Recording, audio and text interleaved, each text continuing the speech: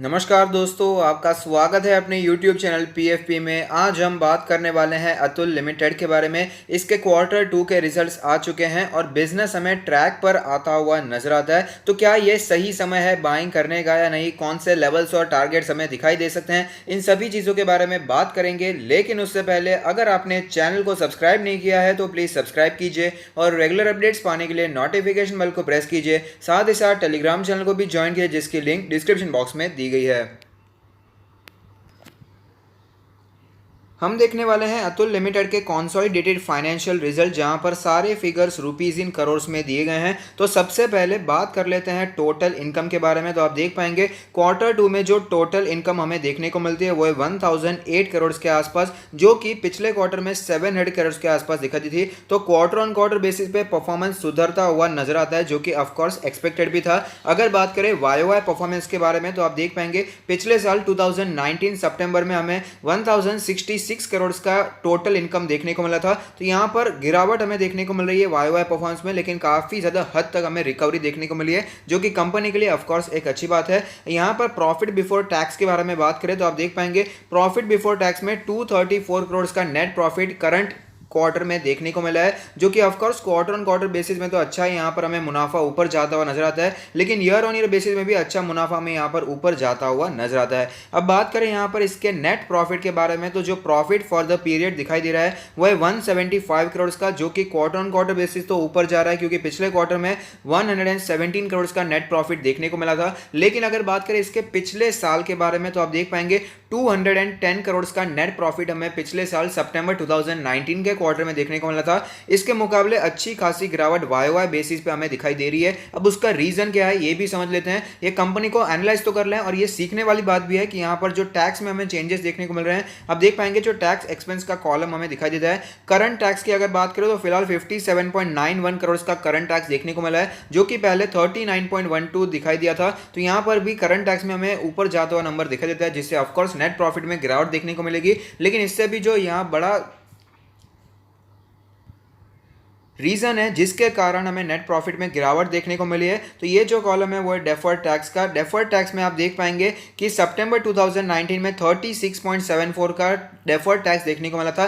Deferred tax का मतलब है कि टैक्स रिफंड देखने को मिला था, और टैक्स रिफंड हमेशा देखने को नहीं मिलता है। यह सितंबर 2019 में भले ही टैक्स रिफंड देखने को मिला है, लेकिन उनके कुछ पहले के क्वार्टर में उन्होंने ज्यादा टैक्स दे दिया होगा, इसके कारण सितंबर 2019 में टैक्स रिफंड हमें देखने को मिला। और फिलहाल ऐसा कोई भी टैक्स रिफंड देखने को नहीं मिला है। 1.72 करोड़ का टैक्स यहां पर देना पड़ा है, जिसके कारण हमें टैक्स में काफी चेंजेस आ गए हैं। वाई बेसिस पे आप देख पाएंगे सितंबर 2019 में सिर्फ 2.38 करोड़ का ही टैक्स दिया था, जबकि इस बार 159.63 करोड़ का टैक्स दिया है। और अगर पिछले क्वार्टर की भी बात करें तो 45.85 करोड़ का टैक्स दिया है। तो ये समझने वाली बात है, सिर्फ और सिर्फ हमें नेट प्रॉफिट को नहीं देखना चाहिए। नेट प्रॉफिट में भले ही गिरावट देखने को मिल रही है, लेकिन उसके पीछे का रीजन भी समझना बहुत ही जरूरी है। हर बार ऐसा नहीं होगा कि सिर्फ 2-2.5 करोड़ का टैक्स देकर ये कंपनी निकल जाएगी। नॉर्मली 40-50-60 करोड़ के आसपास का टैक्स देना ही पड़ेगा, और फिलहाल भी उतना ही टैक्स यहां पर देने को मिल रहा है। तो यहां पर अच्छी बात तो यह है कि जो बिजनेस है हमें ट्रैक पर आता हुआ नजर आता है, लेकिन साथ ही साथ ये भी सोचना ही है कि हमें प्रॉफिट में भी गिरावट देखने को मिली है। लेकिन ये सीखने वाली बात भी है, हम साथ ही साथ सीखने भी वाले हैं कि यहाँ पर हमें गिरावट क्यों देखने को मिले। तो हमने देख पाया कि यहाँ पर टैक्स में काफी ज्यादा डिफरेंस देखने को मिला है, जिसके कारण हमें यहाँ पर नेट प्रॉफिट में गिरावट देखने को मिलती है। बाकी कोई बिजनेस में यहाँ पर दूसरा कोई इशू आ गया हो कि सेल्स बहुत ही ज्यादा गिर गए हो, उसके कारण प्रॉफिट गिर गया हो, ऐसा कोई भी यहाँ पर हमें रीजन दिखाई नहीं देता। सेल्स वापस हमें ट्रैक पर जाते हुए नजर आ रहे हैं। अब देख पाएंगे टोटल इनकम काफी शानदार हमें यहाँ पर दिखाई देती है।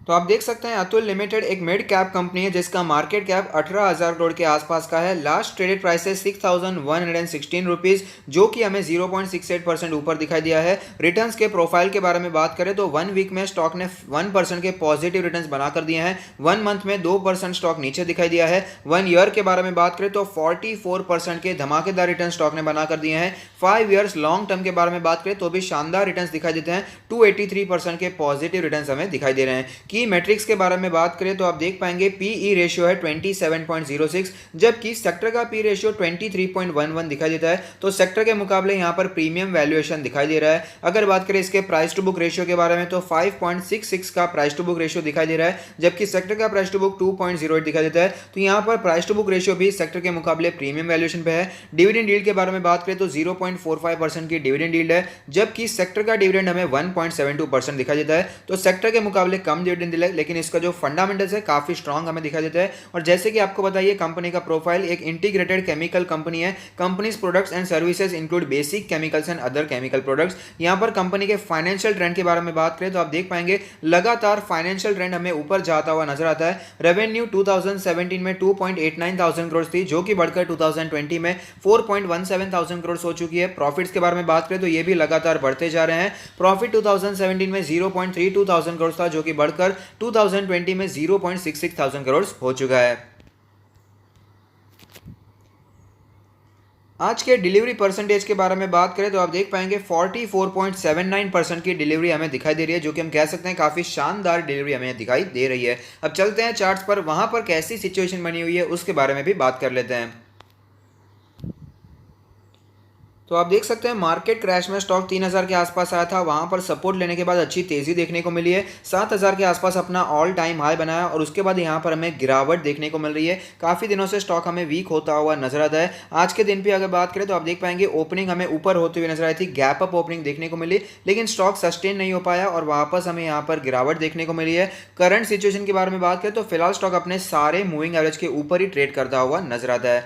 अगर बात करें इंडिकेटर्स के बारे में तो मनी फ्लो इंडेक्स का नंबर कैलकुलेट होकर आता है 58.87, जो कि हमें काफी स्ट्रांग दिखाई दे रहा है। यहां पर अच्छा खासा हमें बाउंस बैक देखने को मिल रहा है। अगर बात करें इसके आरएसआई के नंबर के बारे में तो आरएसआई का नंबर कैलकुलेट होकर आता है 52.42। अब देख पाएंगे आरएसआई का नंबर हमें कंटिन्यूअसली वीक होता हुआ नजर आता है, लेकिन 52 का भी नंबर हम कह सकते हैं बहुत ही वीक नहीं है, लेकिन न्यूट्रल कंडीशन यहां पर दिखाई दे रही है।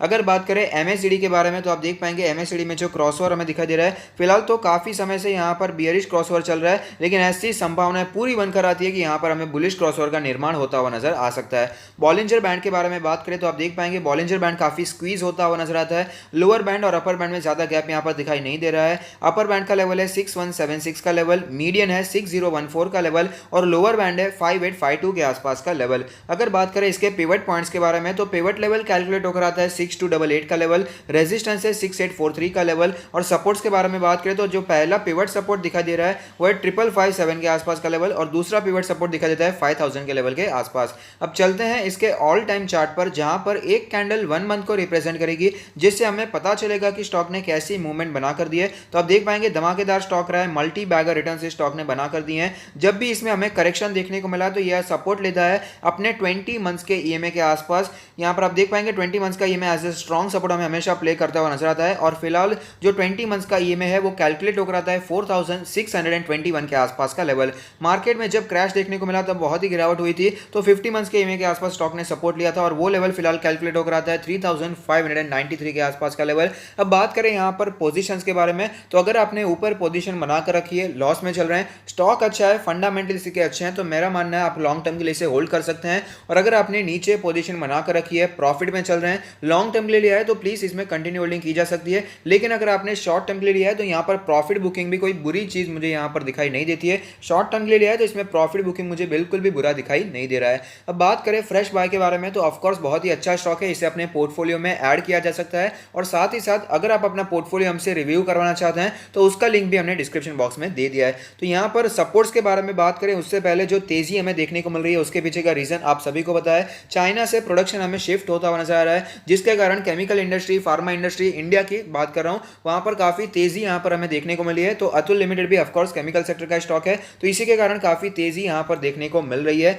तो यहां पर करेक्शन भी आ चुका है, आप देख पाएंगे स्टॉक देखते ही देखते 7000 के आसपास पहुंच चुका था, लेकिन 3-4-5 दिनों 5 ट्रेडिंग सेशन में स्टॉक काफी ज्यादा हमें नीचे आता हुआ भी नजर आया था और फिलहाल भी स्टॉक हमें बहुत स्ट्रांग दिखाई नहीं दे रहा है। यहां पर वीकनेस हमें साफ साफ नजर आती है। तो अगर बात करें यहां पर बाइंग लेवल्स के बारे में तो मेरा मानना है आपको बाइंग के बारे में सोचना चाहिए 5500 के आसपास, जो कि इसका पुराना ऑल टाइम हाई भी था। पुराना ऑल टाइम हाई 5500 के आसपास था और जो 100 डेज का ईएमए है वो भी 5557 के आसपास आसपास बनकर आता है, तो ये लेवल काफ़ी अच्छा लेवल हो सकता है जहां पर आप बाइंग के बारे में सोच सकते हैं। तो करंट मार्केट प्राइस से अप्रॉक्सीमेटली 10% के आसपास का करेक्शन हम यहाँ पर एक्सपेक्ट कर सकते हैं। तो अगर आपको स्टॉक कहीं पर भी 5400 से करके 5600 के आसपास नजर आता है, तो वहां पर आप बाइंग के बारे में सोच सकते हैं। यहां पर इसे ऐड करने के बारे में सोचा जा सकता है। और अगर और भी गिरावट आती है तो दूसरा जो हमारा डिप होगा, कौन सा डिप होना चाहिए वो भी मैं आपको बताना चाहूंगा। जो दूसरा हमारा डिप, दूसरा लेवल जहां पर फिर से हम स्टॉक को ऐड कर सकते हैं वो है 5000 का लेवल, क्योंकि जब यहां पर मार्केट में हमें गिरावट देखने को मिली उसके बाद स्टॉक में रिकवरी भी आई थी, लेकिन वापस हमें स्टॉक नीचे आता हुआ भी नजर आया था। तो ये था 5000 का लेवल और फिलहाल 200 डेज का ये में भी इसी लेवल के आसपास बनकर आता है। तो अगर आपको स्टॉक उसके बाद 5000 से करके 5200 के आसपास नजर आता है तो वहां पर आप फिर से इसे ऐड करने के बारे में सोच सकते हैं। और जैसे कि मैंने कहा, यहाँ पर जो हमें नेट प्रॉफिट में गिरावट देखने को मिल रही है वो टैक्स में डिडक्शन हुआ है। यहाँ पर टैक्स हमें यहाँ पर जो टैक्स रिफंड था वो पहले ही देखने को मिला, फिलहाल देखने को नहीं मिला था। तो टैक्स एक्सपेंस यहाँ पर बढ़ चुके हैं, इसके कारण ही नेट प्रॉफिट हमें गिरता हुआ नजर आता है। तो बिजनेस में ज्यादा यहाँ पर हमें कोई बुरा इंपैक्ट पड़ता हुआ नजर नहीं आया है, लेकिन एट लास्ट शेयर मार्केट है तो ऑफकोर्स यहाँ पर नेट प्रॉफिट नीचे गया है, तो उसका थोड़ा सा हमें यहाँ पर इफेक्ट पड़ता हुआ भी नजर आ सकता है। तो शेयर अगर नीचे है तो यहाँ पर बाइंग की अपॉर्चुनिटीज ढूंढनी चाहिए और लेवल्स मैंने आपको बता दिए हैं। तो अगर आपको ये वीडियो पसंद आता है तो लाइक कीजिए, शेयर कीजिए, कमेंट कीजिए, सब्सक्राइब कीजिए और मुझे मोटिवेट कीजिए। Thank you, stay happy, happy investing.